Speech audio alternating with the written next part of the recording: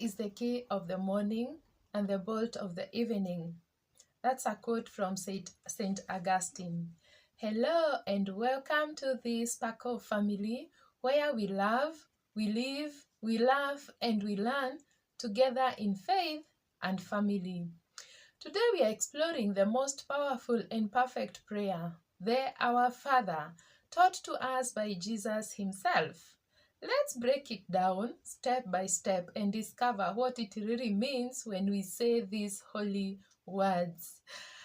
And before I dive into that conversation, allow me to express my gratitude to each one of you for choosing to be part of this Sparkle family. Thank you very much and God bless you. Don't forget to continue sharing, like, comment to simple comments, and whatever you can do to make our channel grow, it's always welcome. Now let us dive into step-by-step explanation of the Our Father. Our Father who art in heaven. We call God Father, not just my Father. It reminds us that we are part of a big family. The church, who art in heaven, tells us God is above all, yet so close to us in love. That's a beautiful one. Hallowed be thy name. We pray that God's name be honored and holy in our hearts and in our actions. Every time we act in love, we hallow his name. That's a nice one. Thy kingdom come. We are asking for God's peace and justice and to rule in our lives and in the world. It's not just about heaven after death. We are called to bring his kingdom here on earth, wherever we are, in our workplaces, in our families, in our friends' circle. We are supposed to bring that to everywhere we are. The will be done on earth as it is in heaven.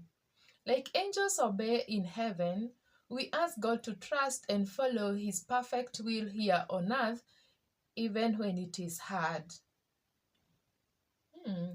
Give us this day our daily bread. We ask God to give us all we truly need, physically and spiritually.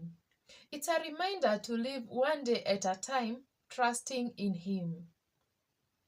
And forgive us our trespasses as we forgive those who trespass against us. Let me tell you something, a secret about forgiveness. It is the key to joy and peace and happiness wherever you are, whatever you do. Because when we ask God to forgive us, we are also promising to forgive other people. Because that forgiveness brings freedom. It unlocks many good things, many wonderful things. And lead us not into temptation. We ask God to guide us and to guide our hearts, and more so to help us make good choices wherever we are. He gives us even grace and strength to walk away from sin. But deliver us from evil. Finally, we ask God to protect us from all harm, spiritual and physical. We trust him as our mighty defender. That is the verse from the book of Luke. Now you go and find the chapter. Anyway, I will note it down here. So, in conclusion, is that the Our Father is not just words. It's a daily guide for how to live, love, trust, and forgive. Thank you for watching the Sparkle family, where we grow together in faith and family. Don't forget to like, comment, and subscribe for more spiritual insights and family joy.